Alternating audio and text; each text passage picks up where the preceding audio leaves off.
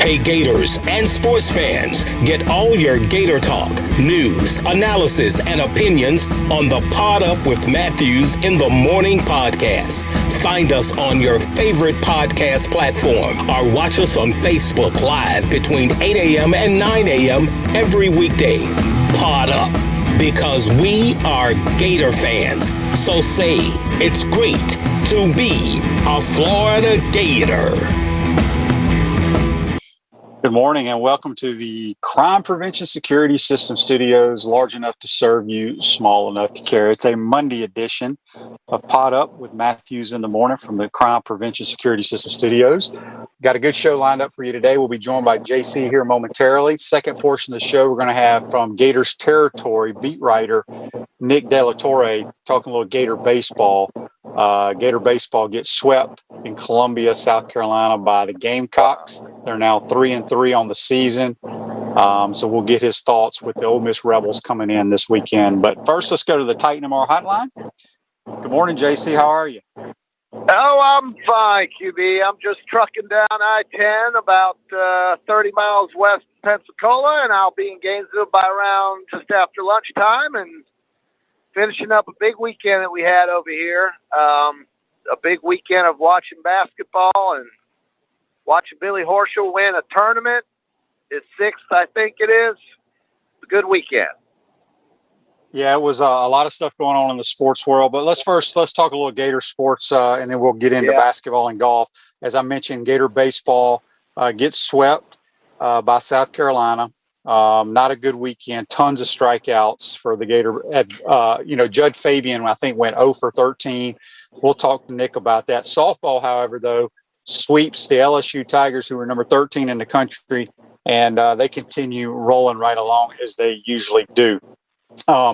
As you mentioned, it was a lot of fun watching the match play. Billy Horschel, former Gator, wins a cool $1.8 million. Wow. Not the biggest check Billy's ever made, though, because he won. Nope. Gosh, he won the. He won the Torre championship. He won the FedEx Cup. Well, I'm sorry, the FedEx Cup, but he won $10 million winning that. Yeah, $10 million winning the FedEx Cup. I can't remember what year that was, but it was probably about 10 years ago. But Billy's a really good player. He's a grinder. I tell you what, I watched a lot of golf.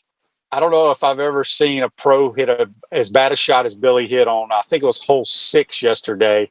It was literally a topped duck hook that never left the ground and went about 40 yards. It was hilarious, but it was fun to watch. We've seen some shots here from DeChambeau at the TPC almost missing the shot off the tee on 4 to Billy's low duck hook. But you know what? It didn't really kill him. And it might have been embarrassing, but, even the pros can look like us once in a while, QB. Yep, there's no question about it. So congratulations to Billy Horschel. Man, he grinded and found a way to win that tournament. And what was cool was he probably had nobody rooting for him there because, the tournament was being played in Austin. He was playing against a Texas Longhorn and Scotty Scheffler, who hit some really bad shots as well. But Billy, congratulations to him. Before we jump into basketball, JC, I want to get your thoughts on, there were a ton of NFL trades this weekend. The Dolphins trading this. I mean, I don't really follow NFL because I don't really care about any of that stuff until they start playing games. But any thoughts on any of the trades that went down?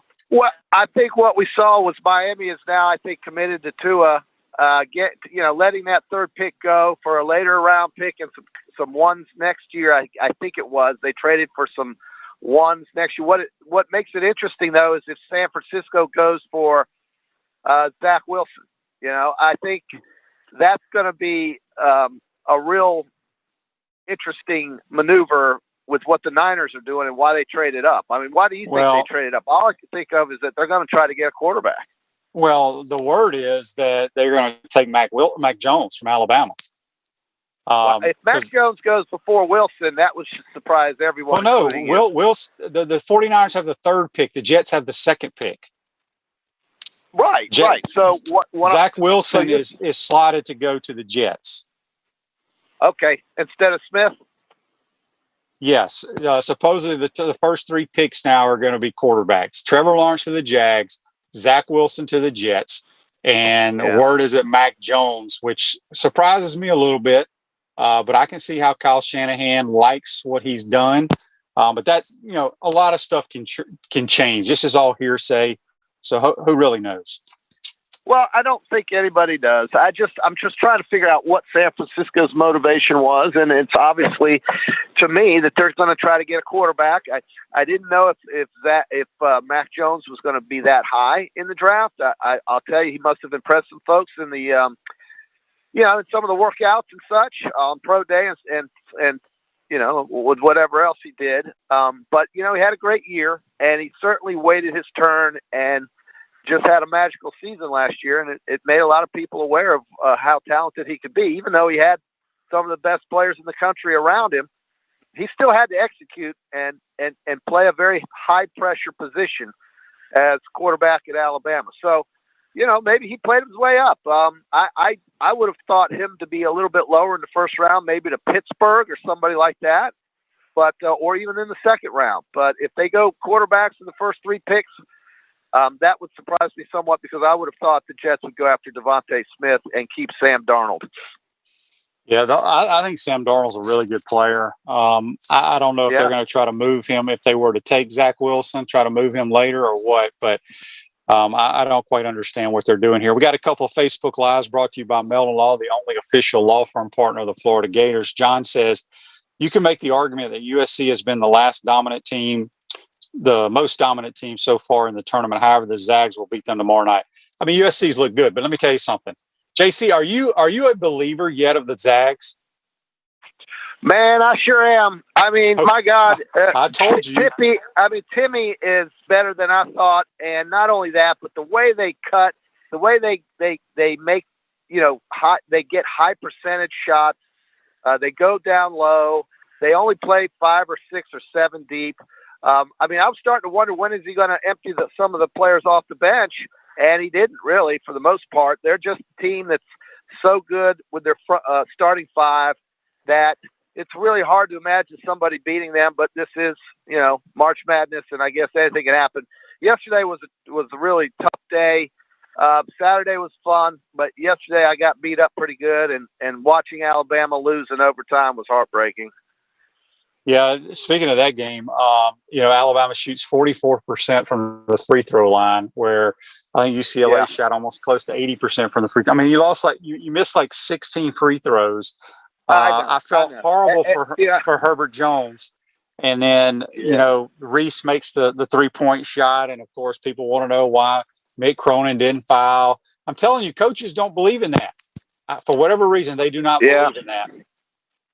No, they don't. It seems, and look, you got to give UCLA a lot of credit for playing the way they did. I thought those 2 fouls on Jones kind of set Alabama back from a confidence standpoint. It made them change a little bit of how they wanted to play. But, it was to their credit that they erased an 11-point lead and tied the game to force overtime. But UCLA really, really has surprised a lot of folks getting to this point now. Playing in the Elite Eight was further than I think anybody imagined for that team. But the coach really deserves a lot of credit for getting those kids ready, and they are playing at a high level. But I'm sorry, this is Gonzaga's tournament to lose. I think everybody's clear on that now. I may not have been earlier, but after watching them just play with Creighton, it just looked like they're such at a different level of basketball. And granted, they haven't had the hardest road to get there, but they're just at such a different level. I think you're looking at a semifinal with Michigan.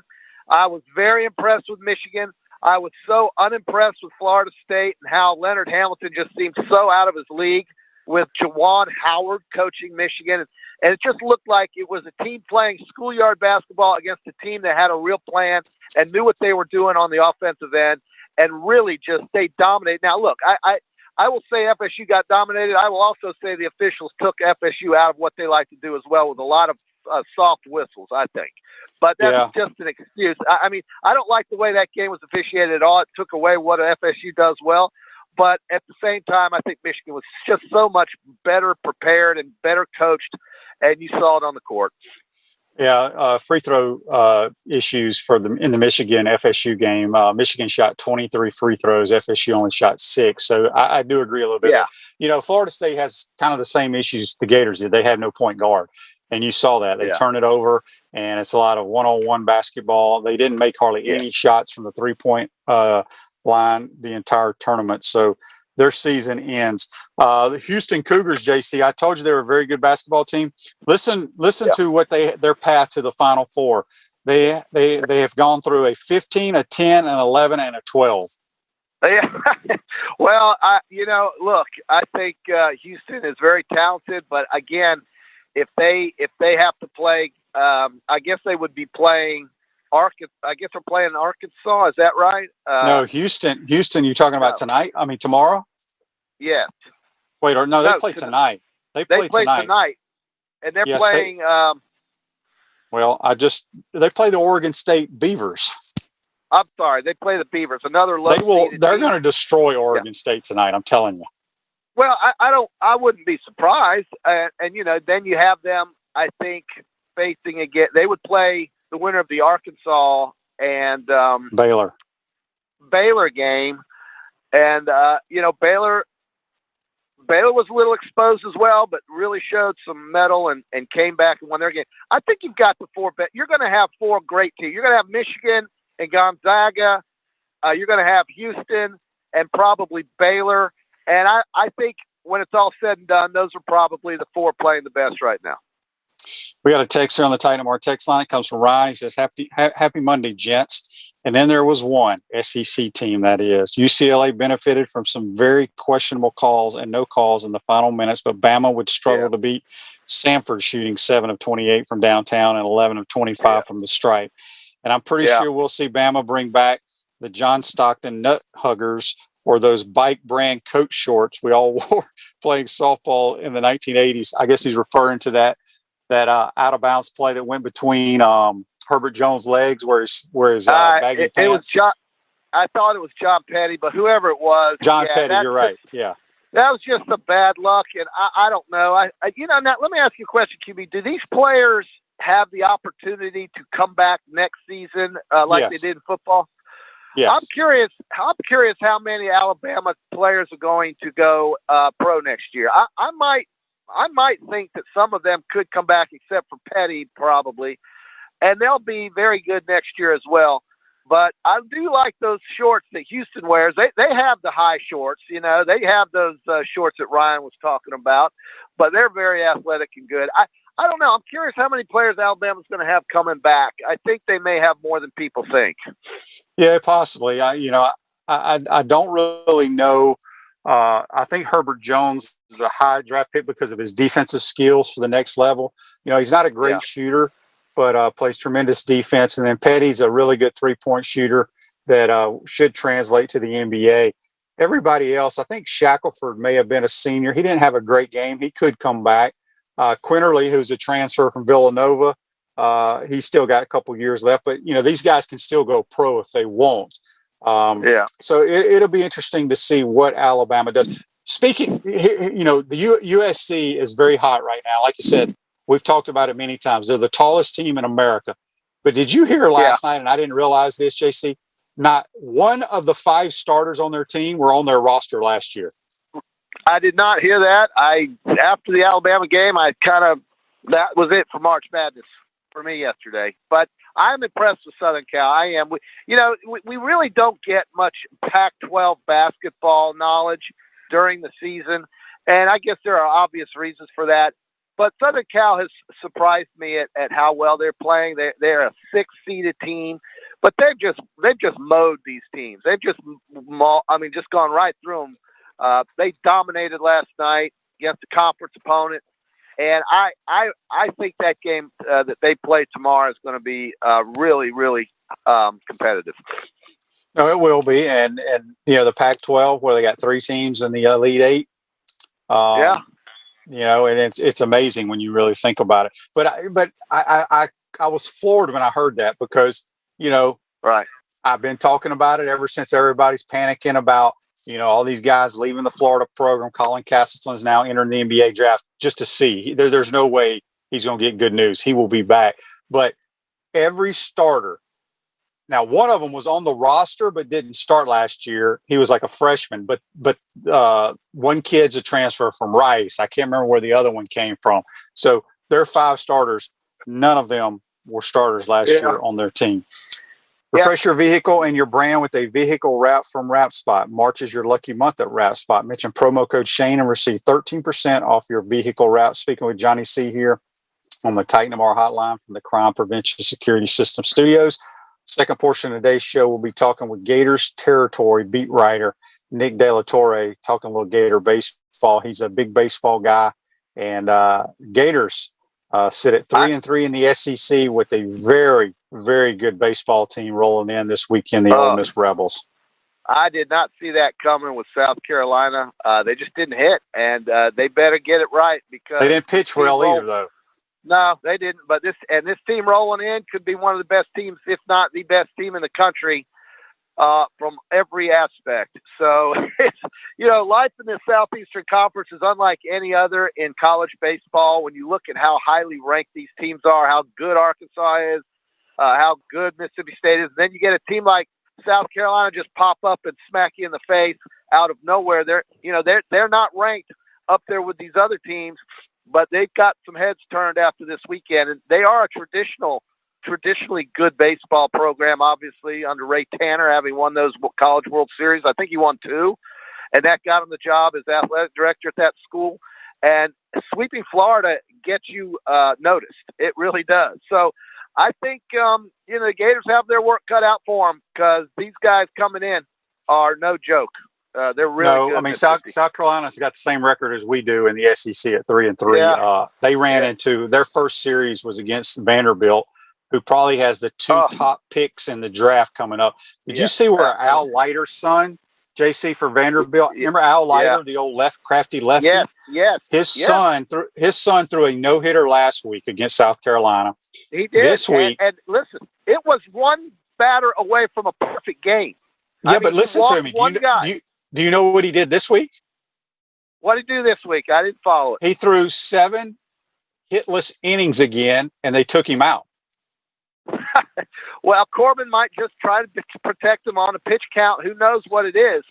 But, I mean, to think of a kid who who faces 28 batters and almost pitches a perfect game in college is just, that guy's next. He's going to be one of the top 2, like you said, one of the top 2 picks and Rocker is just as good. Vanderbilt right now, is there any program in the country that you would least want to play in an elimination game than Vanderbilt because of that pitching? And you don't want to play them in a series because you're going to face those 2 guys. I don't even know who their third guy is. But think about that.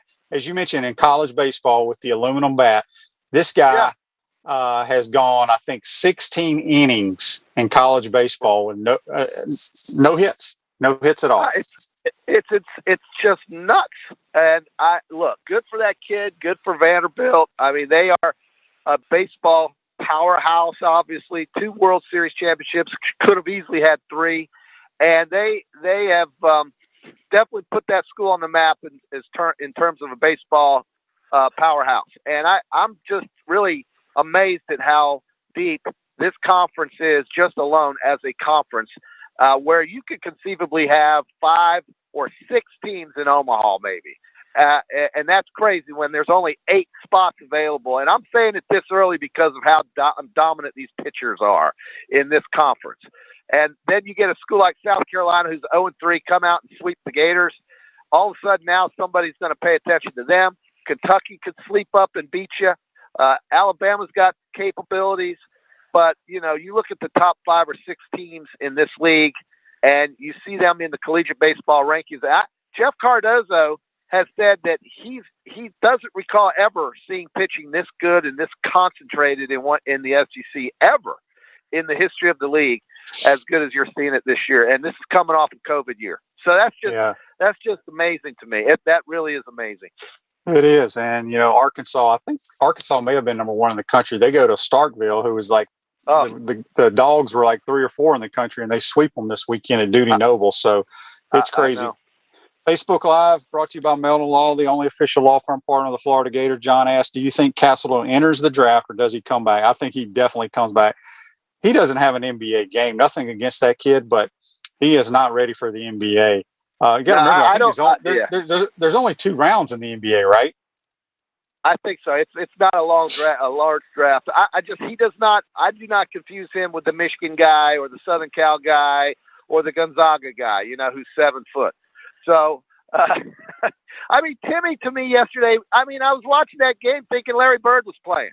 The way he moves to the basket, the way he can shoot, the way he defends, it's Larry Bird. That's who he is. It's just amazing to me how good that kid is. And good for him.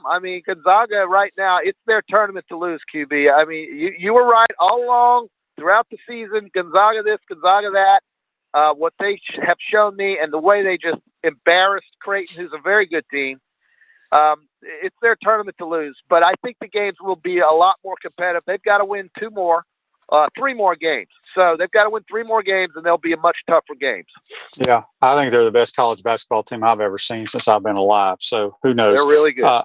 We got a text on the Titan MR text line from Daryl. He says, good morning, guys. It just amazed me how bad the wind was blowing in Columbia yesterday. If you got the ball in the air and you're South Carolina, it would go out of the park.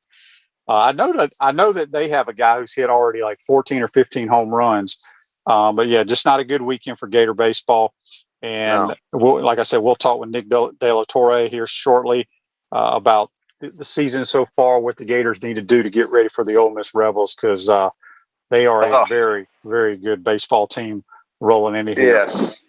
Comfort Temp. What did they do to me? Who, Ole Miss? Okay. Yeah, this weekend. What did they do? I think they swept whoever they played, I believe. I'm not 100% correct on that, but yeah. Well, not sure. So good. They're very good. Hey, Comfort Temp, comfort is our business. Peace of mind is our promise. This month, get a free annual maintenance plan with every residential duct cleaning purchase, $199 value. Service departments available 24 hours a day, 7 days a week for your convenience. This day in sports, in 1994, Coach Jimmy Johnson called it quits as the Dallas Cowboys head football coach. Yeah. So that happened in 1994. But anyway, that's brought to you by our good friends at Comfort Temp. Okay, so JC, tonight, first of all, why the NCAA has the first game at 7:15 and the late games at 9:57? That's ridiculous. I don't get it either. Why can't they start the first game at 5 o'clock? I don't get it. It's just like, don't they want anybody to watch this game on the East Coast? Do they want anybody to watch these damn games in the Eastern time zone? More people live in the freaking Eastern time zone than any other time zone combined. So, it's like, what? Well, almost combined. But, come on. This is just lunacy to play a basketball game at 10 o'clock. And what if that first game goes long? They're going to hold up the second one. So, I know it's about television and commercials and ratings and so forth, but that's just, I don't understand that. I can't think of why they would start it so late. All right, JC, before we let you go, we got about 3 more minutes left. Let's go ahead and do our Peachland Dentistry, Gator Nation's #1 choice for dentistry in Port Charlotte and surrounding areas. Visit them at peachlanddental.com. We're going to pick today's games and tomorrow's games since you're on Wednesday. Houston -7.5 against the Beavers. Who you got? I tell you, I've really enjoyed watching Oregon State. I think they've been the Cinderella thus far, but it ends tonight. Houston wins by 10. Yeah, I think I think Houston wins double digits for sure. Baylor 7.5 against the Hogs. Give me those points. I'll take Arkansas. Talent with points is always a good idea. Baylor has a lot of talent. So does Arkansas with those guards. I think Arkansas will cover that spread. Yeah, I think it could be a good game, but I'm going to go ahead and lean to the Baylor Bears. I think they're playing really good basketball right now. Arkansas, man, what a great game against Oral Roberts. I'm telling you, I can't remember who it was I was talking to after Florida lost to Oral Roberts. I said, look, they got two NBA players, Asmus and Obenar. I can't pronounce Obanner. It's Obanner. I said, those two guys are NBA players because they can do some. Oh, that Asmus is way too small. I was like, dude, he is Allen Iverson, but a better shooter. And so he's really good. And look, all you can do is want to have a shot to win it, to go to the Elite Eight. They had that shot, and he just missed it. I mean, That's too bad. That's too bad, but they were a great story. It was a great run, and I really felt bad for that kid because I was really hoping he'd make it. Yeah. Gonzaga tomorrow night, -9 against the Trojans. That's a lot of points, but how do you not take the team that's beating everybody by double digits? USC is going to play them hard for probably a half, and then in the second half, I see Gonzaga pulling away and winning by 12 or 13 points. Yeah, Gonzaga, I think they're 28-0. They've won every game by double digits this year except one. I think they won by 9 over West Virginia. Michigan, 7.5 over UCLA. I got to say that Michigan was the most impressive yesterday, and the way they took Florida State out of what they wanted to do. That's a lot of points to lay in an Elite Eight game, but I'm going to go with Michigan. I think Howard is the real deal as a coach. I think those players have responded with Livers being on the sideline and stepped up their game, and so Michigan's going to win that bracket and go to the Final Four, and I say they will cover. I think Michigan wins the game. I think UCLA, for whatever reason, they can keep it close. Yeah. You got to give Mick Cronin a lot of credit. Oh, yeah. He played Alabama different than everybody else. Everybody else wanted to run and gun with Alabama. He slowed that damn game down and just walked the ball down the court. So I'll take UCLA. Yep. I think Michigan wins the game, but I think it's going to be close. All right, JC, we'll talk to you on Wednesday, my man. You got it. Thanks, QB. That's JC. Join us on the Titan MR hotline. When we come back from our first break, we're going to be joined by Nick De La Torre from Gators Territory, beat writer. Talk a little Gator baseball, what's going on with this team. You're watching and listening to Pod Up with Matthews in the Morning from the Crime Prevention Security System Studios. We'll be right back. We want to take this moment to thank all our sponsors who keep the show going and pay the bills. Our gridiron sponsors are Crime Prevention Security Systems, large enough to serve you, small enough to care.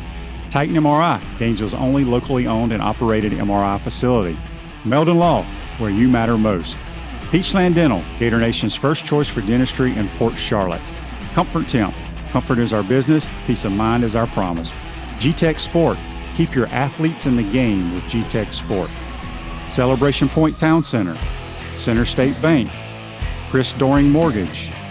Some of our touchdown sponsors are Big Mills Cheesesteaks, MB Listing, Cornerstone Financial, McDonald's of Gainesville, My IT Masters, Gainesville Neon and Signs, 84 Lumber, Tropical Smoothie Cafe, Chick-fil-A on Archer Road, Avra and Smith, Dowling Signs, Chomp Harder Apparel, Ruse Ogra Agent, State Farm Insurance, Silver Cube Billiards and Sports Bar. If you are interested in promoting your business on the show, visit podupwithshane.com and click the advertise button. Again, thank you to all the great businesses that support the show. If you like what we are doing here, make sure to follow us and support the businesses that support us.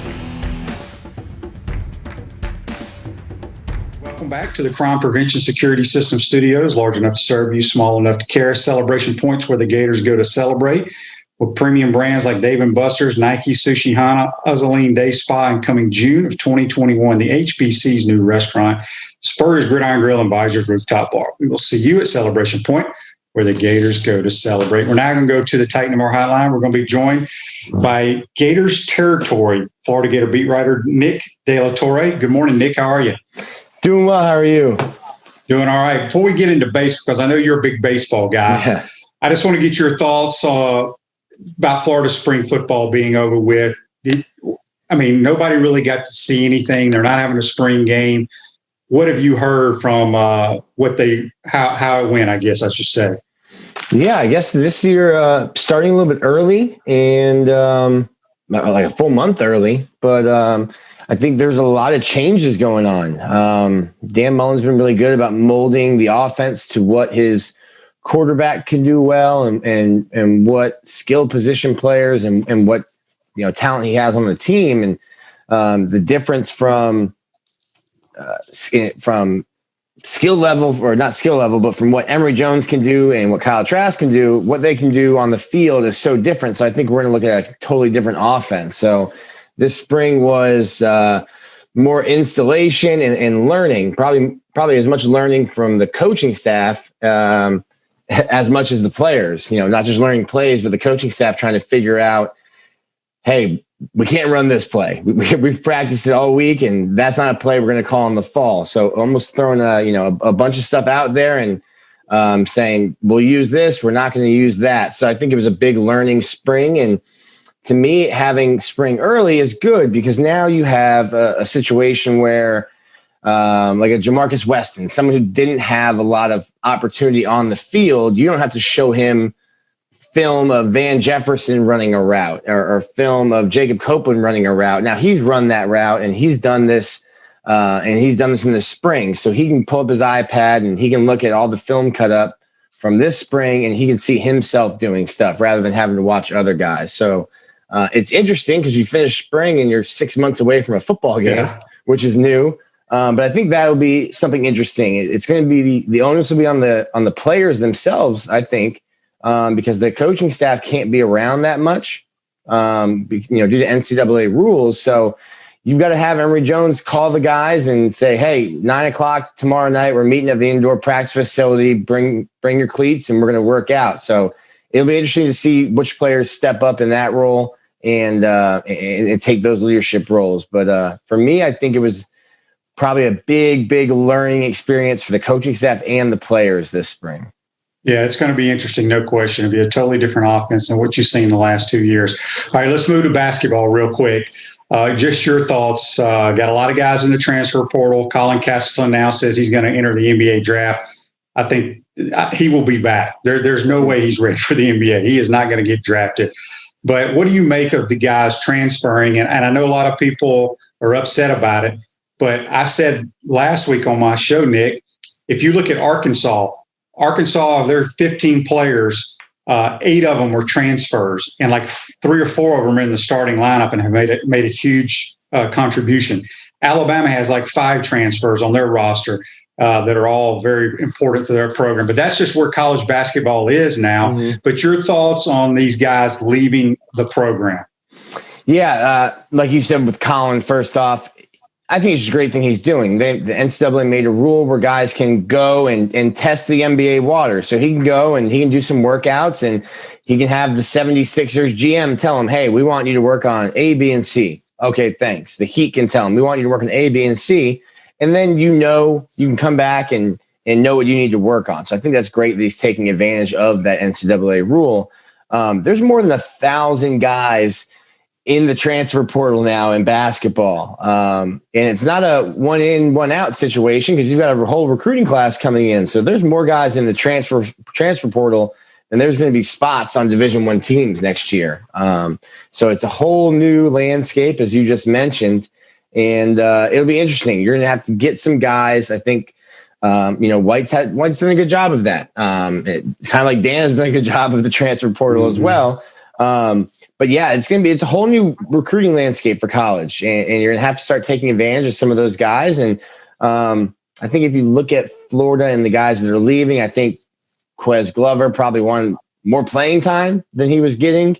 But listen, to me, you're playing yourself out of the lineup when you have more turnovers and assists as a point guard. Exactly. And then I think Noah Locke. If I look at Noah Locke, he's a 6'3" 2 guard, not a lot of NBA roster spots open for unathletic 6'3" shooting guards. So he probably wants to play point guard.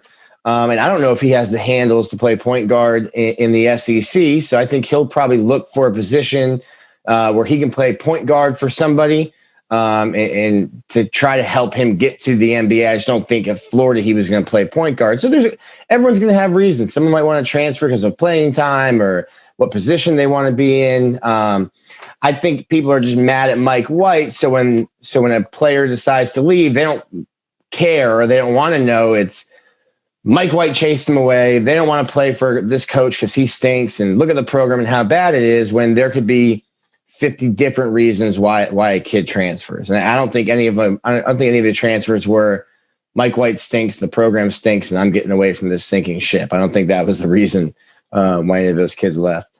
Yeah, I agree. We're speaking with Nick Delatorre here on the Titan Tomorrow hotline at Chris Doring Mortgage. They do mortgage lending right, helping home buyers throughout Gainesville and North Central Florida. Call Chris Doring Mortgage today at 352-244-0840. You can follow Nick on Twitter at Delatorre. Okay, let's go to baseball.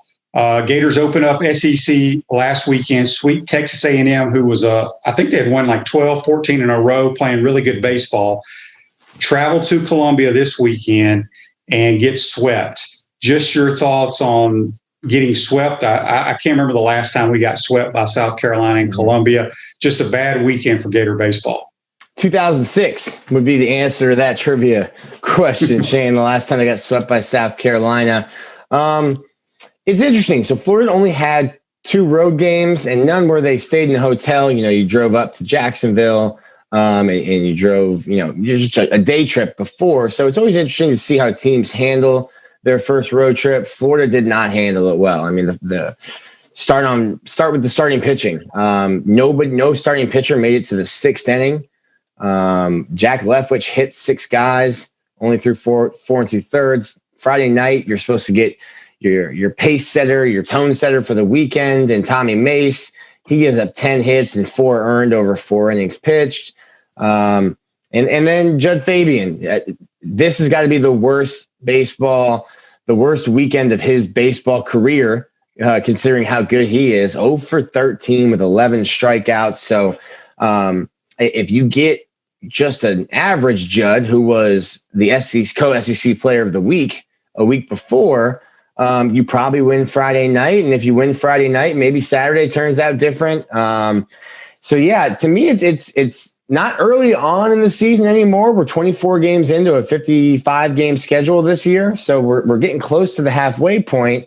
To me, I think it's something I thought of probably the first time this week is when Florida's coming into the season and one of their big arms, Nick Pogue, goes down with an injury. And then shortly after, Tyler Nesbitt, who was going to be a big bullpen arm too, he goes down with the same injury. Both guys have to get Tommy John, and some other guys start getting injured. Florida's got a lot of draft eligible guys, and I'm starting to wonder if maybe some of those draft eligible guys see somebody like Nick Pogue, who is also draft eligible, get hurt, and you start to think, man, let's just go through the motions and get to the draft, because I love playing college baseball, love the Gators, but I've got big plans for my future. And I don't see a lot of fire from Florida's dugout. I don't see guys picking each other up after somebody strikes out. When a pitcher gets pulled out of the game, in college, you see the entire dugout come out and greet him outside the dugout. I watch Florida's pitchers come out of the game, and it's almost like they have coronavirus. Everyone runs to the other side of the dugout, and the pitcher's by himself. You need to pick your teammates up, and you need to be into the game. When you watch on TV and you hear chatter, I can tell you right now, that's not Florida's dugout. Florida's dugout's quiet. That's the other team's dugout. So there's some stuff I think Florida needs to focus on. It's not, they strike out a lot. That's fine. Baseball is changing. Everyone's striking out a lot now. Poor Ryan Howard was probably a decade too early in Philadelphia. He'd be making a lot of money right now, striking out 200 times a year. A lot of things you need to work on. And I think you need one of those senior leaders or junior leaders, and Tommy Mace to step up, or Jordan Butler to step up and kind of, grab this team by its shoulders and shake them up, because maybe this week will do it, getting swept. But this team is too talented to go up and lose 3 in a row to South Carolina. Yeah, I agree 100% with what you said. When you look at this, they were unanimously the number 1 team in America before it started. Do you think this team has put too much pressure on themselves, got full of themselves? I mean, they had a great run last year before the season was canceled. Can you put your finger on one little thing? I know the SEC, we're going to lose games in the SEC, but you don't want to get swept. You try to, win 2 out of 3, win the series. But do you think it's a mind game? Because baseball it's a game of failure. And, it's still a pretty young baseball team. Now, they got a lot of veterans on there. But, I mean, do you think it's a mind thing with this team right now? I mean, I was part of it in the preseason. I was pouring sugar into the Kool-Aid, and it probably tasted real nice, hearing all the good things and how good you are. And obviously last year with the 16-0 start, 16-1 at the end of the year, you probably felt real good. Literally, the team lost Brady Smith and Austin Langworthy, and everybody else came back from a 16-1 team, plus the number 6 recruiting class. So I'm thinking, yeah, these guys are going to be really good.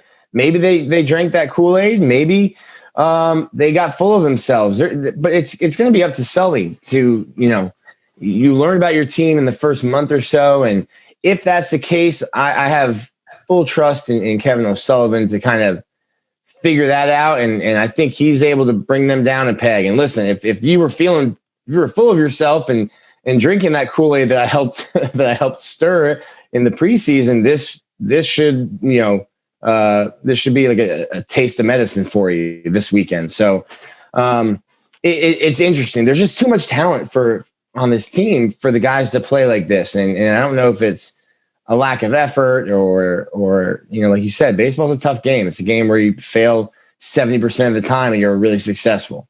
So I can't really put my finger on it other than, the bullpen hasn't been great, but Florida led the SEC in batting average coming into this weekend. And then have 2 games where you scratch out 8 hits combined in 2 games. So it's a lot of questions, and Kevin O'Sullivan's got to figure some stuff out because this week doesn't get any easier, as you know, in the SEC. But Ole Miss comes into town; they're 20-4, 6-0 in the SEC for a Thursday, Friday, Saturday. So not a lot of turnaround time there either. No, a few more minutes with Nick here on the Titan More Hotline. Nick, let me ask you this: you watch you cover the entire baseball team. I watch a little bit bits and pieces here and there. Correct me if I'm wrong. When I think of Coach Spurrier, he had his stamp was his quarterback play. Mm-hmm. I feel like Sully's the same way with his pitching staff. If we're not pitching well, it really, really bothers him. When you look at our 3 starters, all of them coming back pretty much, should be the strength of the team right now through the SEC play. I mean, we're 3-3 in SEC play. How would you rate the starting pitching so far? Well, it was Dr. Jekyll and Mr. Hyde right now. I mean, last week, Tommy Mace goes out and absolutely throws a gem against a Texas A&M team. Jack Leftwich, they're roommates. They've lived together for all 4 years in Gainesville and being the Friday night, Saturday night guys.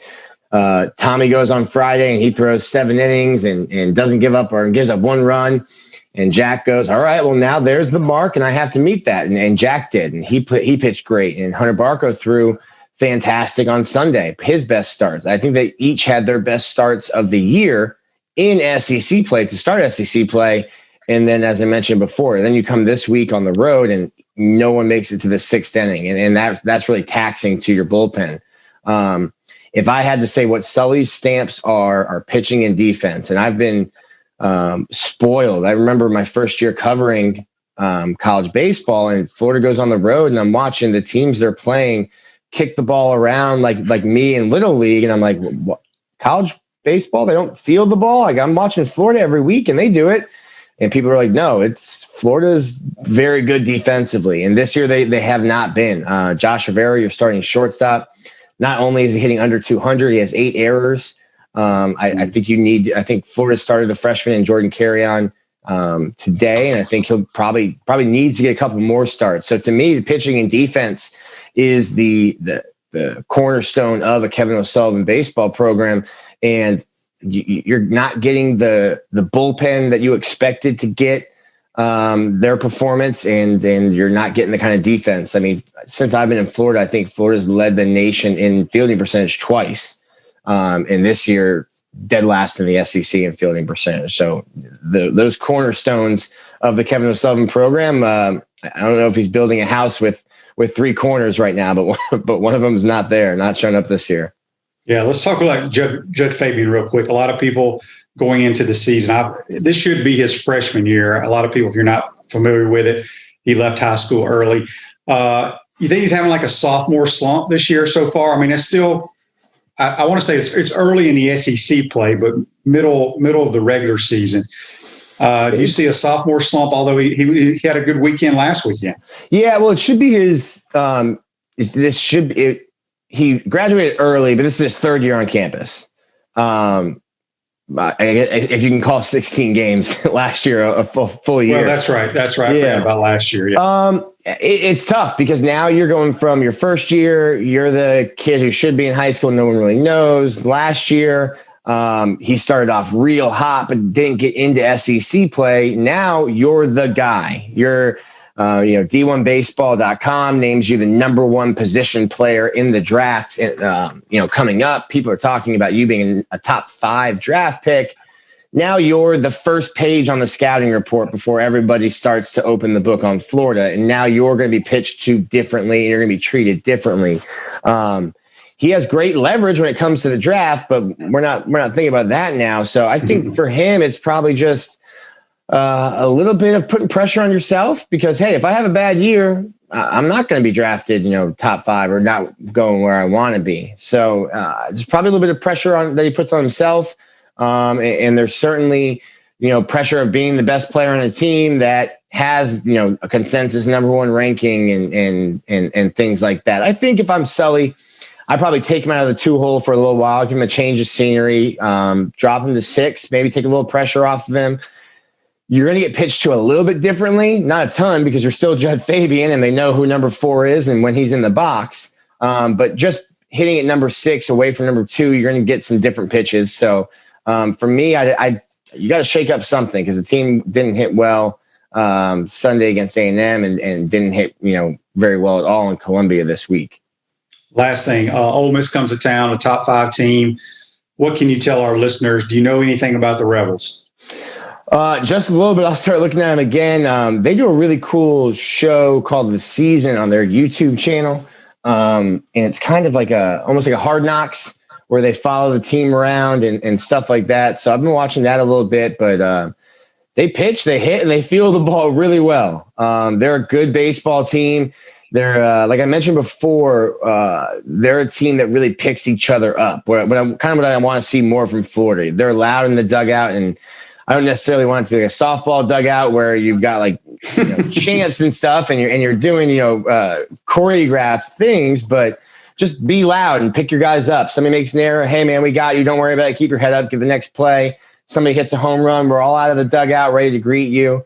They do all that stuff. They do all those little things that make up great teams. When you look at a championship team, you could say, hey, look, they had these 2 dominant pitchers and this guy hit 25 home runs. Well, I bet you they are also doing all those little things. Somebody grounds out, the shortstop is bringing the right fielder his hat and his glove so he doesn't have to run into the dugout. There's so many little things that great teams do, and Ole Miss does that. And maybe Florida will look across the field this weekend and see that and start doing some of those things. Yeah, they have 2 football players that our listeners may be familiar with. John Rice Plumlee, the backup quarterback, and Jerry and Ely, their tailback, is a really good running back. Now, do they get a lot of playing time in baseball, or are they more like substitutes? I think Ely does. I was interested in both of them coming out of high school. I was like, why would you? Can't make a decision for a player, but I'm like, why would you want to go get hit, especially Jerry and Ely as a running back? Why would you want to go get hit? You could be a top 10 pick in the MLB draft. I'm sure you have nicer accommodations in Oxford than you do, on some single A bus going somewhere from Mississippi to East Texas. But no, they don't play a ton. They may be guys. Both of them will pinch run some and pinch hit, but not starters. But you'll probably see them at some point this weekend. Let everybody know how they can check all your stuff out at Gators Territory. Yeah, at Gators Territory. I think I wrote my fingers to a nub covering basketball, baseball, and football there for a month. But it's at Gators Territory. It's on the Rivals Network, and I'm at Delatorre, DELATORRE on Twitter. Appreciate you taking the time to join us, buddy. Be safe, and hopefully Gators play a little bit better this weekend. Yeah, I got yelled at a lot this weekend, so hopefully we play better next weekend. That's Nick Delatorre. Join us on the Titan MR Highlight. We're going to take our final time out of this Monday edition. When we come back, we'll wrap it up. Hey, Gators, this is Coach Steve Spurrier. Hot Up with Matthews in the Morning. We'll be right back after this commercial break. We want to take this moment to thank all our sponsors who keep the show going and pay the bills. Our gridiron sponsors are Crime Prevention Security Systems, large enough to serve you, small enough to care. Titan MRI, Gainesville's only locally owned and operated MRI facility. Meldon Law, where you matter most. Peachland Dental, Gator Nation's first choice for dentistry in Port Charlotte. Comfort Temp, comfort is our business, peace of mind is our promise. G-Tech Sport, keep your athletes in the game with G-Tech Sport. Celebration Point Town Center, Center State Bank, Chris Doring Mortgage. Some of our touchdown sponsors are Campus USA Credit Union, Adams Rib Company, Doreen Wiebe, Realtor, Caldwell Banker, MM Parish. Gator Dominoes, Celebrate Primary Care. Gator Bait Media, Route Spot, Okido America, Gators Dockside, Style Cuts, Ironwood Golf Course, TB Financial, Meadowbrook Golf Course, Darshakow Insurance. If you are interested in promoting your business on the show, visit podupwithshane.com and click the Advertise button. Again, thank you to all the great businesses that support the show. If you like what we are doing here, make sure to follow us and support the businesses that support us.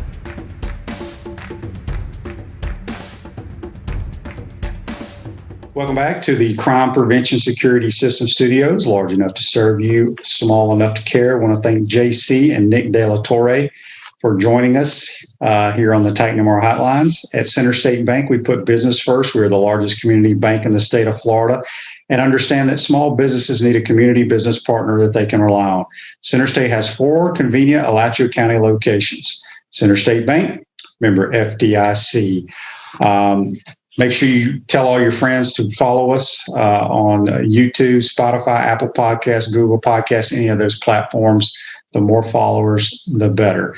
Enjoy the games tonight, and we will talk about them tomorrow. On tomorrow's show, we got Buddy Martin, and we're going to have Julie Donaldson. She's a Gator grad. She was on the homecoming court back, I think, in 2000, maybe in 2000. But she works for the Washington football team, not the Redskins, the Washington football team.